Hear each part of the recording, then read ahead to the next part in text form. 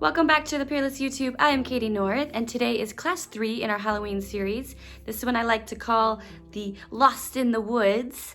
So this one we're doing the mountain ranges further away to forward, and then the fall foliage and some tree, really bright contrasting colors. I think it's a fun one. I hope you enjoy it, so let's get started. All right, so we're just gonna jump right in.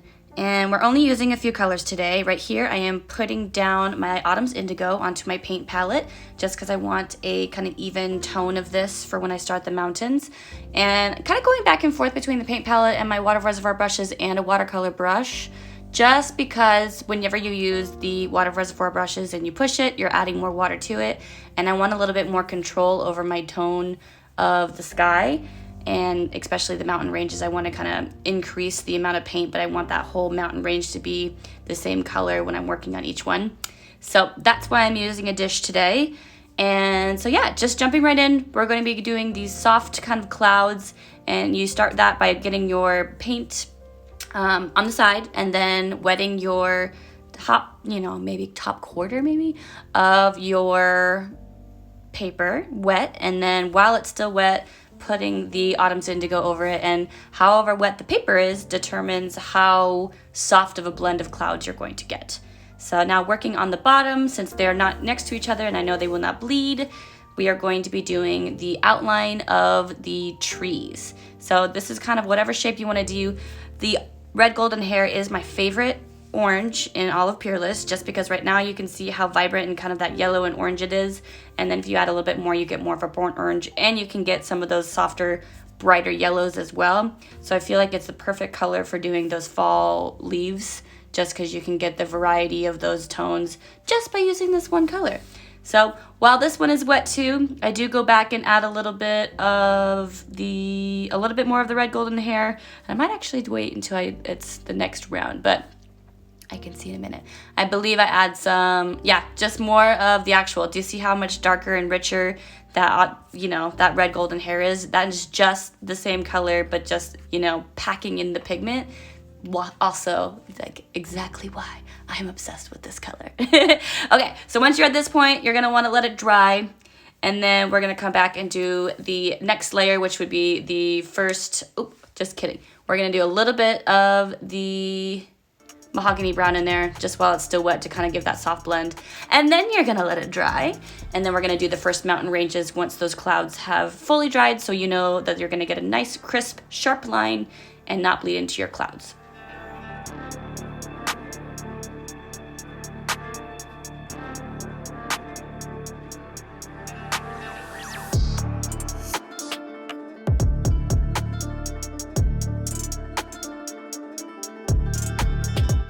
Alright, so now we are ready to start our first mountain range, and this is going to be the lightest of the mountain ranges and the furthest away. So it's very important you make sure that the clouds in the area on the top of your page is dry, because you don't want the paint to bleed into the sky, and you want there to be a nice crisp line. You could want it to bleed in there if you want to make it look more foggy, kind of how we did the mountainscape. You could do something like that too. But for this one, we're going to try to get a sharp, crisp line. So you're going to outline your mountains and then just kind of feather down the same tone. I do go back with a little bit of water just to make sure it's a nice soft blend and everything's even. And then I like to take my towel and just kind of dab out the bottom half of the mountain range, and then I know that it's dry or almost dry, and the top little crisp of the mountain ranges is the darkest, and then it kind of like lightly fans down to the bottom. So once that is done, you are able to work on your trees again, but just don't do the next layer of the mountains yet, because that is still wet. Even though I did dab it with the paper towel, you want to make sure that it's fully wet before you start the next mountain ranges, because it will bleed into there because the paper doesn't seem wet, but underneath those fibers there's still water and moisture. So now we are going back down to our fall foliage, and I am using the mahogany brown, and I'm kind of just doing a speckly kind of pattern in the trees. I'm not doing too much definition yet. It's still just trying to get those textures and all of the different tones in there. I do this a couple times. I probably don't need to do it as much as I did, just because I was trying to make it more, I don't even know. I think it probably looks It looks good either way. I think I go back a little bit too and kind of rehydrate and add some more of the orange in there too. But as long as you get the, you know, the varying of tones of orange, yellow, and browns and things, they're gonna look good either way too. So as you can see, I kind of went back and rehydrated and speckled more, and you know, this a little bit personal preference, but as long as you got a few different tones, it's gonna look great.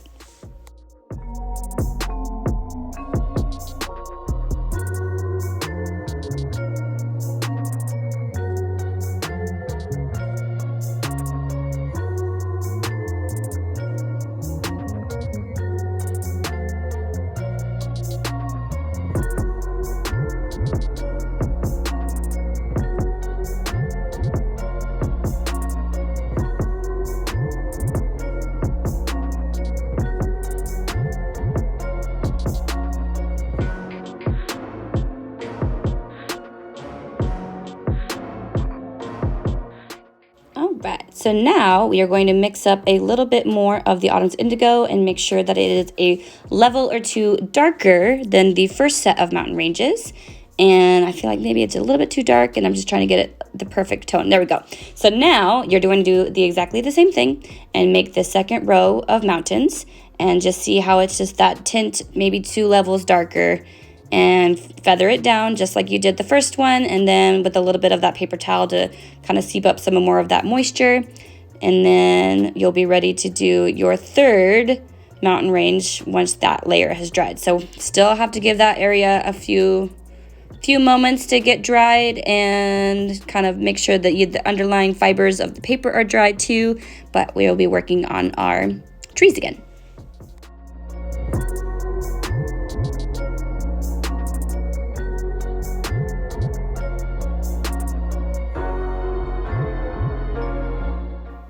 So this next step, we are going to be adding our detail into our trees.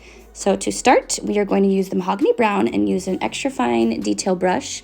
And we're just going to be doing a straight line from the bottom to the tips of the tallest of the trees, and then branches kind of coming out from that center line. When the Mahogany Brown is still wet, I add some Autumn's Indigo to that center line, and then the water just pulls it into the branches and makes them kind of a nice soft blend between light to dark, so they look a little bit more natural. While it's still wet, you can kind of outline some different trees and some kind of textured areas. You just want to make sure you don't do too much, just because if you do too much paint at the same time, you're going to lose the definition in your tree branches, and you want to make sure those are very defined, because that's what's going to make it look more realistic and tree-like, is having some of those branches kind of poke through.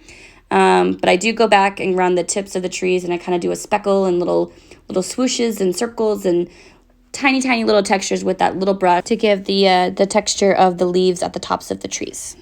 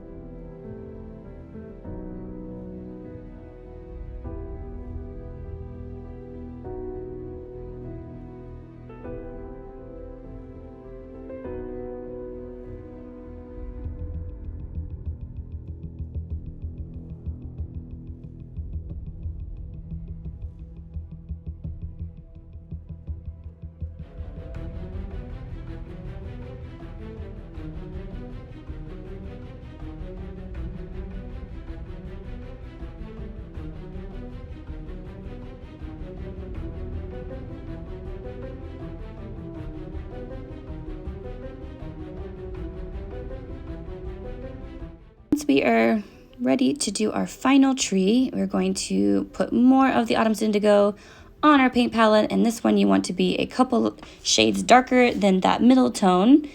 And once you add your outline, we're actually bringing it down to the trees. So you do want to make sure that those trees are completely dry before you start this step. And then instead of fanning it down into kind of nothingness, we are going to fan it down to hit the very tips of the trees. And then we are going to dab our wet brush directly to our Autumn's Indigo paint sheet. And then we're going to get a nice, rich, dark, like the darkest we can get right behind the trees. So you can see here, while it's still wet, so it has a nice blend and it fans up, is we're trying to get that darkest right behind our trees.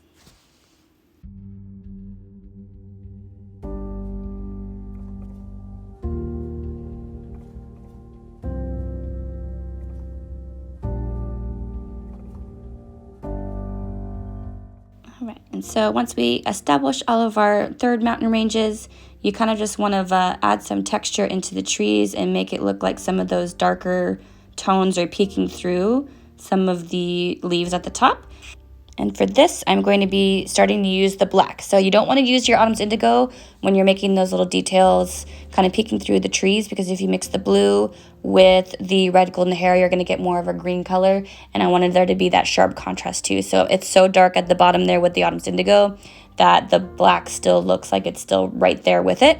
So I do that just to kind of make the illusion that there's, you know, openings in the trees, and, you know, some of the fall leaves have fallen a little bit.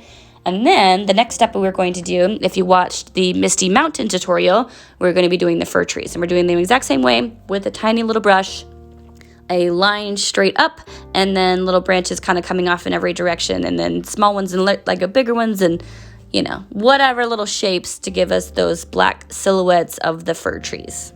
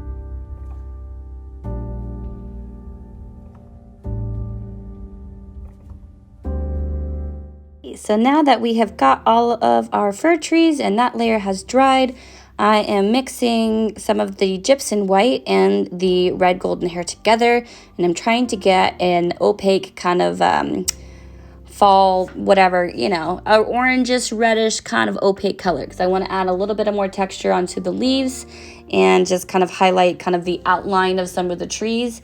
And you can use white ink also too if you just mix a little bit of your, if you don't have the Autumn's Indigo, you could use, you could even use like a gel pen too, that would work as well. So just to give a little bit of outlining to some of those trees and a little bit lighter of a tone.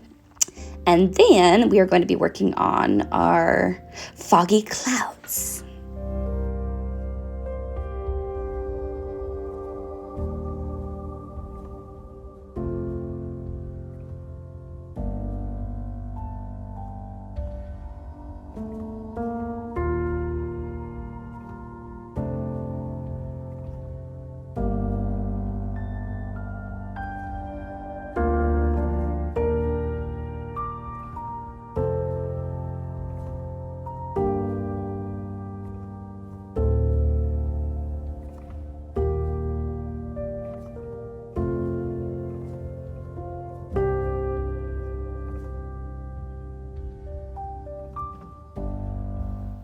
All right, so this last part, I kind of decided to do this after the fact just because I wanted it to be a little bit more moody.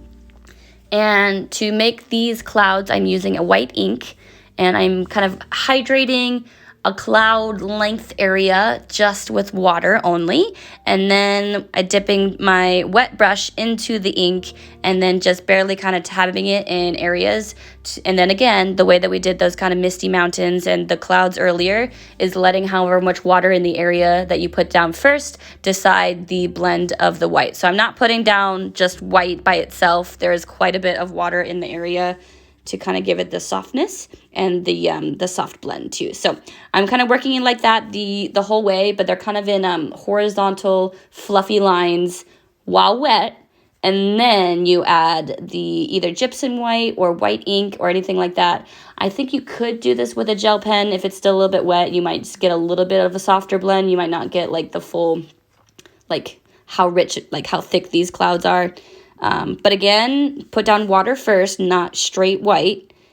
And then with the water being on there, that's going to give you the softness of those like lower hanging kind of, you know, ominous clouds of misty fog. You're not quite sure, but I think it looks great. I think it's super, super moody, definitely perfect fall.